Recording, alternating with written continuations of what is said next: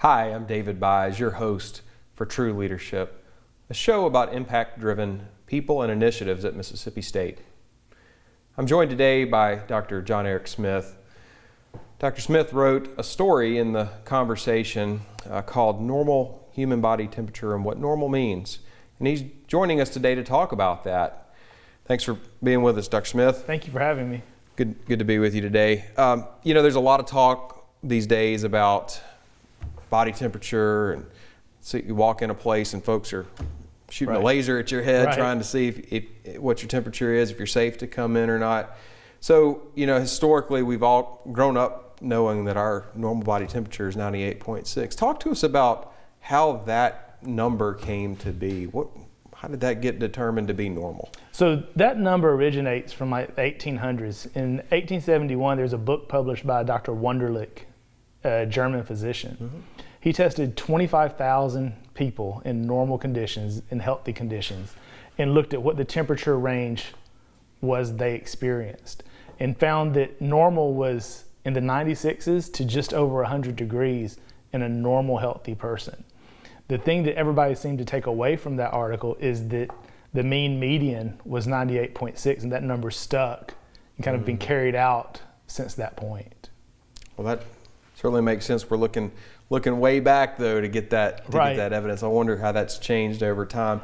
What would you say factors are that can raise and lower temperature for people? And when we think about young people versus older adults, or males versus females, or active versus inactive people, other classifications that I might not even be thinking about. Right. How does it vary? So there's a lot that plays into this temperature. Our body temperature originates from our metabolic activity, and metabolic activity is how we break foods down into energy so that we can carry out motion and carry out other physical activities. We're pretty inefficient at this, meaning that we're able to use 25% of that energy, and about 65 to 70% of it is going to be lost as heat. What that does is that helps us maintain our body temperature. So when you hear someone talk about they have a high or a low metabolic rate, this is looking at the activity, the metabolic activity of the person. If we have someone with a high metabolic rate, they're using a lot of the fuels they use for energy, and they're going to produce more heat than someone with a low metabolic rate. When we look at children have smaller muscle mass, smaller body size, so their caloric need and caloric expenditure doing activities is going to generate less heat than a larger adult. So we'll see that adults may be a little warmer than children, but then as we get into older age, we're actually going to see a decline as we start losing some of the muscle mass. On the other hand, we have children that they're growing. They have a high metabolic demand, especially like when you have the children when they're eating a lot and they're in a growth spurt, their metabolic rate will be up and their temperature may be raised a little bit. Okay, that's interesting.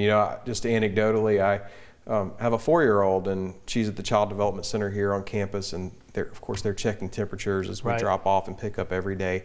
And it's become interesting to hear, we get in patterns, and several of us are always picking up about the same time. We're dropping off at the same time, and it's gotten so routinized now that the director, when she takes the temperature, sometimes will say, same, same, and so there doesn't seem to be a lot of in-person variation for these healthy children, and I wonder if that's the case. You don't have to comment on that, but I just think about that as possibly the case for a lot of folks. So most people consider anything but normal to be a bad thing. So if you're off from 98.6, then you must be sick. We need to call the doctor.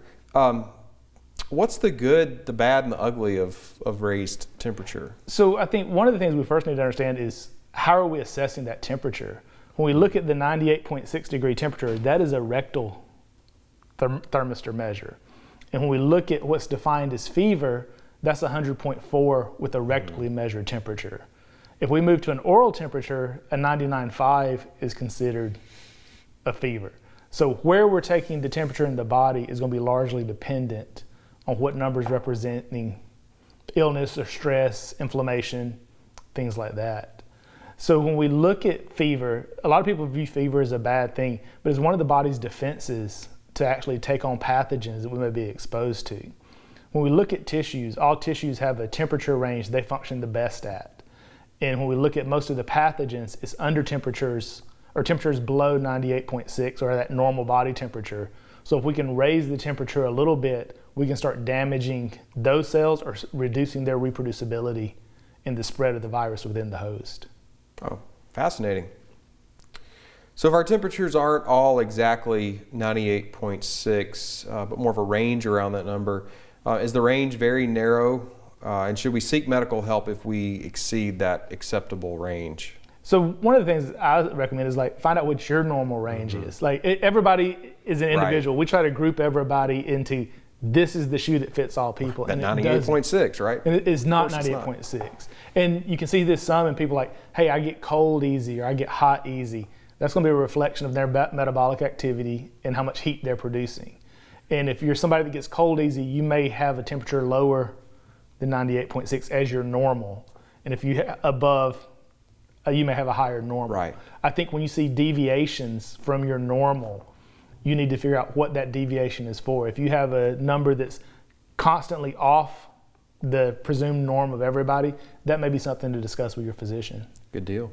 Well, thanks so much for joining us. This has been interesting, and I want to encourage our viewers to check out your article, Dr. Smith, again called Normal Human Body Temperature and What Normal Means. You can find that in the conversation and linked with this story as well.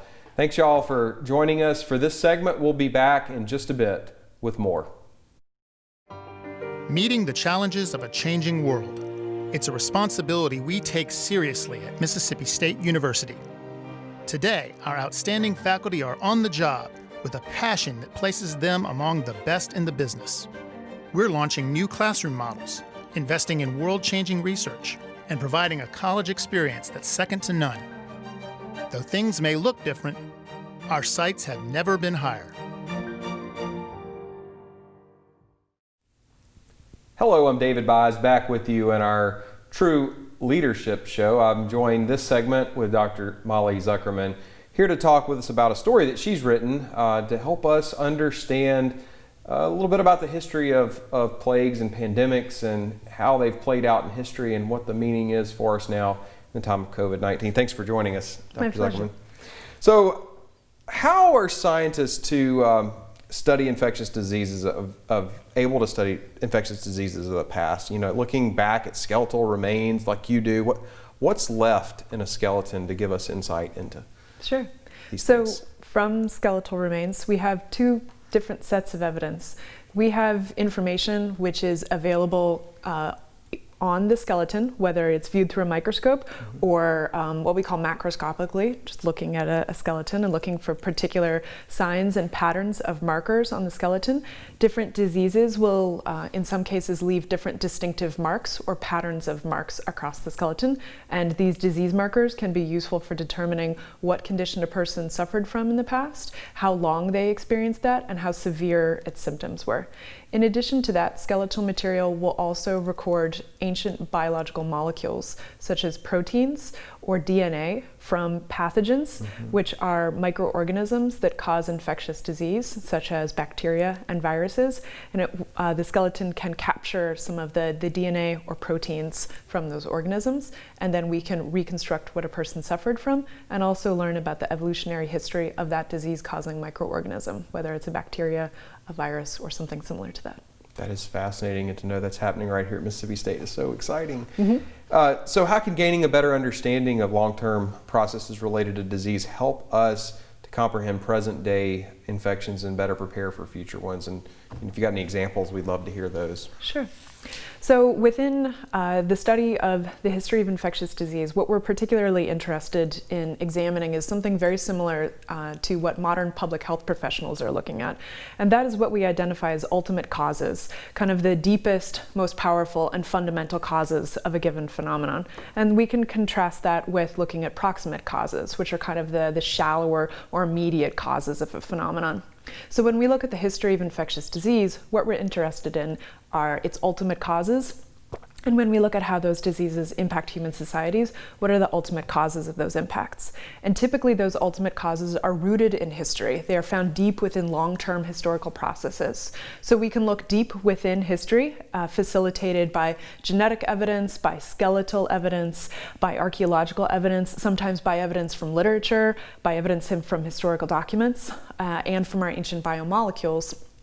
And we can determine what conditions within past populations fostered infectious disease, which buffered people from infectious disease, and which made some groups of humans more susceptible to infectious disease. So one thing that is particularly interesting, and that in hopefully a useful way, and that I'm looking at with colleagues who are at the University of Oklahoma, is examining the history of respiratory infections within African American populations. Those don't leave any evidence upon the skeleton, but they do leave ancient biomolecules that we can derive from the skeleton, such as those found within the mouth, what we call the oral cavity. And from that, we can look to see what kind of respiratory diseases killed people in the past. And what we find from looking at that is that African Americans were much more likely to die of respiratory infections than white Americans were in historical populations that lived in the late 1800s. In the early 1900s. We can compare that to today with, for instance, the coronavirus, and understand that we're looking at exactly the same phenomenon, where we have ethnic minority populations such as African Americans and Native Americans getting sick and dying at much higher frequencies of coronavirus than we do with white American or European American populations. And we can understand that this difference in sickness and disease in modern populations from the coronavirus is not something that's caused by shallow things or recent causes, but instead shares causes with phenomena that occurred hundreds of years ago in some cases. And that can allow us to identify what environmental conditions produce these differences. It's not something having to do with biology or genetics or something very recent. It is deep differences in the environments of different human populations, in this case those produced by poverty, inequality, structural violence, and structural racism. Wow. So helpful in so many ways, and such a tall task to try to address these things, but certainly a call to be more, do more, be more active in the space. I agree. It's a big responsibility within science. So regarding your specific area of expertise, you've talked about multiple lines of evidence that can be studied from archaeological sites, historical records, and ancient DNA, so these multiple sources. I think it's fascinating, as well as data from skeletons. Tell us about research on these sources that can be indicators of health and disease. And you've covered that a little bit, but anything else you want to say about that? One of the things that I think is most fascinating and typically surprises people is that the skeleton kind of acts like a book that, if you learn how to read it, will tell the story of your life. So you can think about it as being like skeletons is like an archive of your experiences throughout your lifetime. And specifically, we're thinking about biological and social and environmental experiences that you have that are serious enough or long-lasting enough that your skeleton responds to them. So on average, we're looking at things like violence that might impact your bone. That will leave an immediate trace. But things that affect you for more than about a week, specifically longer than 2 weeks, will leave a trace in your body because they impact the workings of your body, called the physiology. So for instance, we can reconstruct what your health was like, your exposure to stress, the quality of your diet and nutritional adequacy, your exposure to infectious disease throughout childhood, just looking at signatures within your teeth, how the development of your teeth changes as you grow up. And even, you or I, right, where we're pretty far removed from our childhood, our teeth will still tell the story of what our childhoods are like. And then we can compare that to disease markers and other markers of lifestyle, diet, nutrition, infection, behavior that are found on the rest of the skeleton. And through this kind of reconstruct a person's life history from their experiences when they're a child all the way up until the time of their death. And then understand how the conditions that they lived within impacted those. Such remarkable insights. Thank you for joining us, Dr. Zuckerman. My pleasure. A pleasure to have you on set today. And thank you all for joining us for this episode of True Leadership. Have a great day.